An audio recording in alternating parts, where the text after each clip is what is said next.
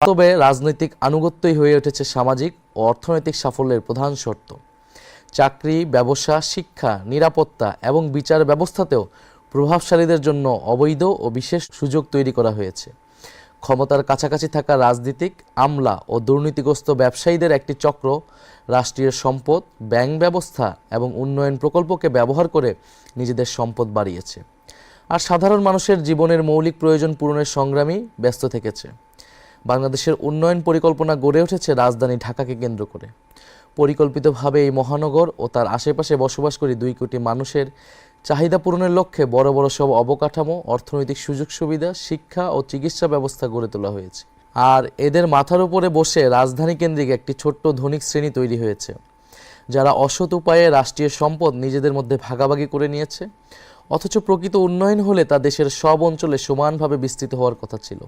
গ্রাম, মফস্বল, শহর ও দেশের প্রান্তিক জনগোষ্ঠীর উন্নয়নের আকাঙ্ক্ষিত জনদাবি উপেক্ষিতই রয়ে গিয়েছে। এই বৈষম্যমূলক ব্যবস্থার বিরুদ্ধেই জুলাই বিপ্লব ছিল একটি গণবিদ্রোহ, যার লক্ষ্য ছিল পুরনো বন্দোবস্ত ভেঙে ন্যায়ভিত্তিক রাষ্ট্রকাঠামো প্রতিষ্ঠা করা। কিন্তু পুরনো ব্যবস্থার সুবিধাভোগীরা আবারও পূর্বেকার দুর্নীতিগ্রস্ত, বেইনসাফের বৈষম্যমূলক কাঠামো ফিরিয়ে আনতে পূর্ণ রাজনৈতিক শক্তি নিয়ে নির্বাচনের মাঠে নেমে পড়েছে। ফ্যাসিস্ট যুগে সংগঠিত গুম, খুন, নির্যাতন, মিথ্যা মামলা ও হামলার বিচার হবে। দীর্ঘ 15 বছর ফ্যাসিবাদী শাসনে খুনি হাসিনা গুম, হত্যা, বিনা বিচারে কারাবন্দী, হামলা, নির্যাতন, মিথ্যা মামলা করার ক্ষেত্রে পুরো রাষ্ট্রযন্ত্রকে ব্যবহার করেছে। এতে আওয়ামী লীগ ও তার ছাত্রলীগ সহ সকল অঙ্গ সংগঠন, police, RAB, BJP, DGFI, NSI এমন সকল সরকারি বাহিনী ও সংস্থাকে সক্রিয়ভাবে কাজে লাগিয়েছে। তার এই অপকর্মে ব্যবহৃত হয়েছে জনপ্রশাসন, বিচার বিভাগ, সশস্ত্র বাহিনী সহ রাষ্ট্রের সকল প্রতিষ্ঠান। 24-এর গণ অভ্যুত্থান ও জুলাই বিপ্লব সম্পন্ন হওয়ার পরে এর সবগুলোই ভেঙে পড়েছে। এতে নেতৃত্ব প্রদানকারী হোমরা চোমরাদের কিছু লোক পালিয়েছে, কিছু বিচারের আওতায় এসেছে, অনেককে আনার চেষ্টা করা হচ্ছে।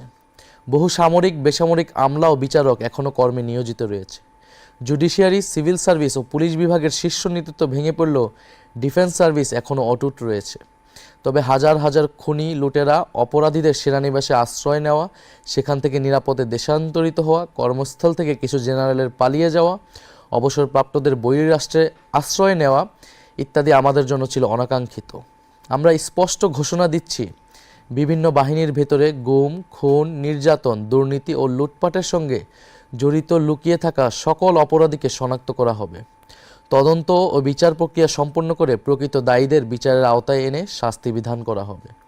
খুনি হাসিনাকে উৎখাত করার পর এই সকল অপরাধীকে গ্রেফতার ও আইনশৃঙ্খলা পরিস্থিতি নিয়ন্ত্রণের জন্য ম্যাজিস্ট্রেসি ক্ষমতা দিয়ে সারা দেশে সশস্ত্র বাহিনীকে নামানো হয়েছে। অপারেশন ডেভিল হান্ট শুরু হলেও অপরাধীদের শনাক্ত করা, অস্ত্র উদ্ধার, গ্রেফতারের মতো কোনো উল্লেখযোগ্য কাজ হয়নি।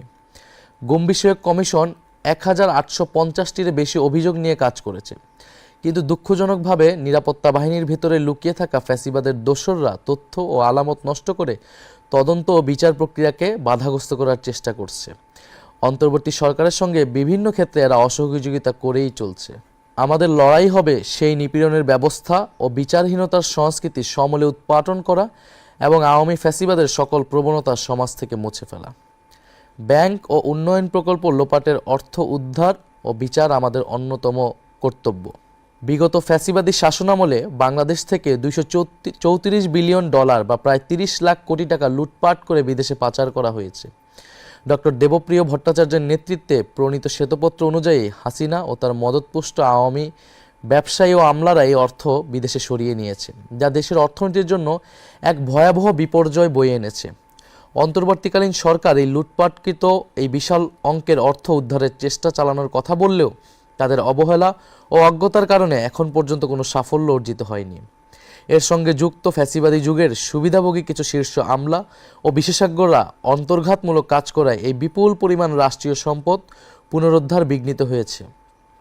দেশবাসী যদি আমাদের সরকার গঠনের দায়িত্ব দেয়, তবে ফ্যাসিস্ট হাসিনা আমলে লুটপাট ও পাচার হওয়া অর্থ দেশে ফিরিয়ে আনার জন্য সব ধরনের আইনি পদক্ষেপ আমরা গ্রহণ করব। লুটপাট ও অর্থ পাচারের সঙ্গে যুক্ত ব্যক্তি বা গোষ্ঠীকে দায়মুক্তি দেওয়া হবে না। খুনি হাসিনার দোসর ব্যবসায়ী গোষ্ঠী, তাদের সুবিধাভোগী আমলা ও আত্মীয় স্বজনদের আইন ও বিচারের আওতায় আনা হবে। বিদেশে পাচারকৃত এদের যে অর্থ ইতিমধ্যে শনাক্ত হয়েছে তা বাংলাদেশের কর বিভাগের কাছে সংশ্লিষ্ট ব্যক্তিদের দেওয়ার হিসাব অন্তর্ভুক্ত করে জরিমানা সহ ট্যাক্স বসিয়ে দেশে থাকা তাদের সমুদয় সম্পদ বাজেয়াপ্ত করা হবে। একই সঙ্গে চিহ্নিত লুটপাটকারীদের জাতীয় শত্রু ঘোষণা করে এদের সম্পদও বাজেয়াপ্ত করে একটি পাবলিক ট্রাস্টের মালিকানায় নিয়ে নেওয়া হবে। আন্তর্জাতিক মানসম্পন্ন পেশাজীবীদের নিয়োগ দিয়ে দক্ষ ও স্বচ্ছ ম্যানেজমেন্ট কাঠামোর মাধ্যমে নবগঠিত এই সংস্থাটি পরিচালনা করা হবে।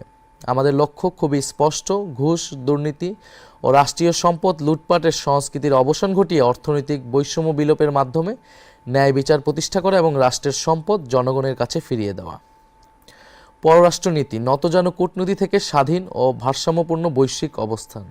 আমরা আমাদের পররাষ্ট্রনীতি নিয়েও আমাদের পরিকল্পনা রয়েছে। আমরা নতজানু কূটনীতি থেকে স্বাধীন ও ভারসাম্যপূর্ণ বৈশ্বিক অবস্থানে যেতে চাই। খুনি হাসিনার আমলে বাংলাদেশ একটি নতজানু পররাষ্ট্রনীতির মধ্যে আবদ্ধ ছিল। দেশের কূটনৈতিক কার্যক্রম কার্যরত প্রতিবেশী দেশ ইন্ডিয়াকে কেন্দ্র করে আবর্তিত হতো। ফলে স্বাধীন, সার্বভৌম ও মর্যাদাপূর্ণ আন্তর্জাতিক সম্পর্কের ভিত্তি ভেঙে ফেলা হয়েছিল। 15 বছরের ফ্যাসিস্ট দুঃশাসন কায়েম করা ও জারি রাখার সফল পরিকল্পনা তা বাস্তবায়ন এবং পরিচালিত হতো পার্শ্ববর্তী দেশ থেকে। বাংলাদেশের সকল রাষ্ট্রীয় প্রতিষ্ঠানকে দুর্বল করে ফেলা, শাসন ব্যবস্থাকে গণবিরোধী করে তোলা এবং গণতান্ত্রিক ব্যবস্থাকে অকেজো করে দেওয়ার সকল আয়োজন করা হয়েছে ইন্ডিয়ার ইচ্ছা অনুযায়ী। বছরের পর বছর ধরে সীমান্তে নির্বিচারে গুলি করে ইন্ডিয়ার খুনে বাহিনী বিএসএফ শত শত বাংলাদেশি নাগরিককে হত্যা করলেও খুনি হাসিনা সরকার চুপ করে থেকেছে। ফ্যাসিবাদী যুগের স্বরাষ্ট্রমন্ত্রী, পররাষ্ট্রমন্ত্রী, সংশ্লিষ্ট সচিবগণ এবং বিজিবির মহাপরিচালক সহ বিভিন্ন পর্যায়ের অফিসাররা ইন্ডিয়ার এই অসভ্য মানবতাবিরোধী আচরণের পক্ষে সাফাই গিয়ে নিজ দেশের নাগরিকদের স্বার্থের বিরুদ্ধে কথা বলেছে। পৃথিবীর শত্রু ভাবাপন্ন যুদ্ধরত দেশের সীমান্ত এভাবে বেসামরিক নাগরিকদের গুলি করে খুন করার নজির নেই। সবার সাথে বন্ধুত্ব, কারো সাথে শত্রুতা নয়, এই স্লোগান আওড়ালেও বাস্তবে খুনি হাসিনার পররাষ্ট্রনীতি ছিল ইন্ডিয়ার নির্দেশ পালন করা। সে কারণে পাকিস্তানের প্রতি সর্বক্ষেত্রে বৈরী আচরণ করা হতো। বাস্তবে বাংলাদেশকে বৈশ্বিক পরিসরে একটি করদ রাজ্যে বা পুতুল রাষ্ট্রে পরিণত করেছিল তারা। সে সময় আন্তর্জাতিক অঙ্গনে দেশের অবস্থান খুবই দুর্বল হয়ে পড়েছিল। তাতে আমাদের জাতীয় স্বার্থ ব্যাপকভাবে ক্ষতিগ্রস্ত হয়েছে। জনগণ যদি এনসিপির ওপর আস্থা রেখে রাষ্ট্র পরিচালনার দায়িত্ব দেয়, অর্থনৈতিক এবং বাণিজ্যিক ঘাটতি এবং কারো ওপর নির্ভরশীলতা ক্রমান্বয়ে কমিয়ে এনে আমরা ভারসাম্যপূর্ণ কূটনৈতিক সম্পর্ক তৈরি করব। আমরা অগণতান্ত্রিক শাসকদের নতজানু নীতিকাঠামো ভেঙে জাতীয় স্বার্থকে প্রাধান্য দিয়ে আত্মমর্যাদাপূর্ণ স্বকীয় পররাষ্ট্রনীতি গ্রহণ করব। এছাড়া দক্ষিণ এশিয়ার দেশগুলোর সাথে সম্পর্ক বাড়াতে সার্ককে পুনরুজ্জীবিত করা হবে এবং আসিয়ানে যোগ দেওয়ার চেষ্টা অব্যাহত থাকবে। মুসলিম বিশ্বের সঙ্গে রাজনৈতিক, অর্থনৈতিক ও কৌশলগত সম্পর্কের উন্নয়ন ঘটানো হবে। প্রবাসে থাকা নাগরিকদের সমস্যা সমাধান ও দ্রুত সেবা প্রদানের লক্ষ্যে পৃথিবীর সকল প্রান্তে বাংলাদেশ মিশন স্থাপন করা এবং কূটনীতিকের সংখ্যা বৃদ্ধি করা হবে। লক্ষ্য হবে পৃথিবীর সম্ভাবনাময় সকল দেশে নামেমাত্র খরচে দক্ষ জনবল রপ্তানি করা এবং তারা যাতে কোথাও কোনোভাবে হেনস্থার শিকার না হয় সেই সুরক্ষা দেওয়া। পারস্পরিক শ্রদ্ধা, ন্যায্যতা, সহযোগিতা হবে আমাদের পররাষ্ট্রনীতির মূল ভিত্তি। আমরা আমাদের সশস্ত্র বাহিনীকে নিয়েও পরিকল্পনা রেখেছি। খুনি হাসিনা তার শাসনামলে সশস্ত্র বাহিনীকে রাষ্ট্রের বহিঃশত্রুর বিরুদ্ধে ব্যবহার না করে দলীয় স্বার্থে নিজ দেশের সাধারণ মানুষের বিরুদ্ধে ব্যবহার করেছে। এর ফলে আমাদের সশস্ত্র বাহিনী কার্যত দুর্বল ও অকার্যকর হয়ে পড়ে। যখন আমাদের প্রতিবেশী রাষ্ট্রগুলো পঞ্চম প্রজন্মের ফাইটার জেট তৈরি করার প্রতিযোগিতায় এগিয়ে যাচ্ছে, তখন আমরা এখনও তৃতীয় প্রজন্মের সক্ষমতার মধ্যে সীমাবদ্ধ রয়েছি। বর্তমান কাঠামোতে ডিফেন্স বাজেটের প্রায় 70% কর্মকর্তা কর্মচারীদের বেতন ভাতায় ব্যয় করা হয়, যা দীর্ঘমেয়াদে রাষ্ট্রের জন্য একটি অকার্যকর ও অস্থিতিশীল ব্যবস্থা হয়ে দাঁড়িয়েছে। প্রতিরক্ষা খাতকে কার্যকর ও ভবিষ্যৎমুখী করতে হলে এই কাঠামোগত সীমাবদ্ধতা দূর করা জরুরি। আমরা যদি সরকার গঠন করতে পারি, প্রতিরক্ষা ব্যবস্থাকে সম্পূর্ণভাবে পুনর্গঠন করব। আমাদের লক্ষ্য হবে বাহিনীর সংখ্যা বাড়ানো নয়, বরং গুণগত মান বৃদ্ধি করা। পুরো প্রতিরক্ষা ব্যবস্থাকে ধীরে ধীরে একটি আধুনিক প্রযুক্তি নির্ভর হাইটেক বাহিনীতে রূপান্তর করা হবে।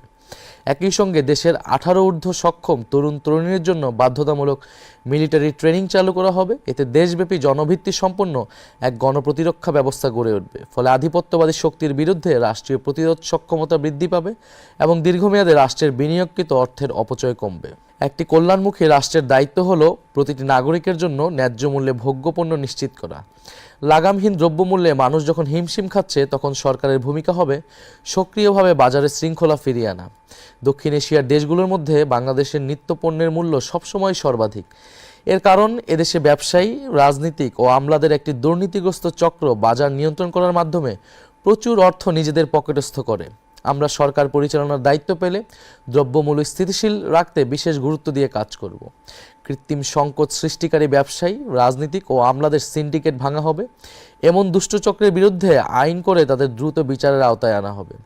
কৃত্রিমভাবে বাজার নিয়ন্ত্রণ, কারসাজি ও অবৈধ মজুতদারি প্রমাণিত হলে অপরাধীরা কঠোর শাস্তির মুখোমুখি হবে। কৃষকরা যাতে তাদের শস্য ও কৃষিপণ্য কাউকে কোনো চাঁদা বা তোলা না দিয়ে বিক্রি করতে পারে এবং পাইকারি ব্যবসায়ীকেও যেন কোথাও কোনো 1 টাকাও না দিতে হয়, সরকার তা নিশ্চিত করবে। কঠোরভাবে এই পদক্ষেপগুলো নিশ্চিত করা গেলে বাজারে কৃষি পণ্যের ন্যায্য মূল্য নিশ্চিত করা সম্ভব। চাঁদাবাজ ও মধ্যস্বত্বভোগীদের কারণে অযৌক্তিকভাবে সারা দেশে সাধারণ মানুষকে পণ্যের অতিরিক্ত মূল্য দিতে হয়। সরকার ন্যায্য মূল্যের বাজার ব্যবস্থা এবং OMS কর্মসূচি বিস্তৃত করবে, যাতে নিম্ন ও মধ্যবিত্ত মানুষ সহজে সুলভে পণ্য কিনতে পারে। প্রতিবেশী বৃহৎ দেশটির উপর নির্ভরশীলতা কমিয়ে একাধিক বিকল্প উৎস থেকে আমদানি বাড়ানো হবে, যাতে আমাদেরকে কেউ পণ্যবন্দী করে বিপদে ফেলতে না পারে। বাজারে প্রতিযোগিতা বাড়াতে নতুন ব্যবসায়ী উদ্যোক্তা চিহ্নিত করে তাদের সহজলভ্য ঋণ ও সরকারি সমর্থন দেওয়া হবে। কাঁচা পণ্য সংরক্ষণের জন্য কোল্ড স্টোরেজ, সরবরাহ ব্যবস্থাপনার আধুনিকায়নের জন্য ডিজিটাল বাজার ব্যবস্থা এবং দ্রুত পরিবহন ও এর ব্যয় ন্যায়সঙ্গত করতে কার্যকর ব্যবস্থা নেওয়া হবে। মৌসুমি পণ্যের জন্য সরকারিভাবে আগাম পরিকল্পনা করে মাল কিনে তা মজুত করা হবে। আমাদের লক্ষ্য স্পষ্ট, একটি ন্যায্য, স্বচ্ছ ও জনবান্ধব বাজার ব্যবস্থা প্রতিষ্ঠা করা। বিগত স্বৈরাচারী সরকারের আমলে বাংলাদেশের পুলিশ বাহিনী কার্যত একটি দলীয় বাহিনীতে পরিণত হয়েছিল। তাদের অত্যাচার ও জুলুমের কারণে মানুষ আওয়ামী লীগ, ছাত্রলীগ ও যুবলীগের মতো পুলিশকেও পুলিশ লীগ নামে ডাকতে শুরু করেছিল। দেশে এমন পরিবার খুঁজে পাওয়া কঠিন যারা তখনকার পুলিশি নির্যাতনের শিকার হয়নি। জুলাই গণঅভ্যুত্থানেও পুলিশ ব্যাপক নৃশংসতা করেছে। আমরা সরকার গঠন করলে জুলাই বিপ্লবের সময় এবং এর পূর্বাপর 15 বছর ধরে যে সকল পুলিশ কর্মকর্তা ও সদস্য হত্যা, নির্যাতন, জুলুম, মিথ্যা মামলা, দস্যুবৃত্তি করে অর্থ লোপাট ও ঘুষ দুর্নীতির সঙ্গে সম্পৃক্ত ছিল, তাদের প্রত্যেককেই বিচারের আওতায় আনা হবে। এমন সকল বিচার সম্পন্ন করার পাশাপাশি বাংলাদেশ পুলিশকে খোলনালচে বদলে পুনর্গঠন করা হবে। দেশ ও জনগণের সেবা হবে পুলিশের একমাত্র মন্ত্র। আইন শৃঙ্খলায় রক্ষায় দলীয় সংকীর্ণ মনোভাবের সংস্কৃতিকে কবর দিয়ে বাহিনীকে জননিরাপত্তার বিশ্বস্ত সহযোগী হিসেবে গড়ে তোলা হবে।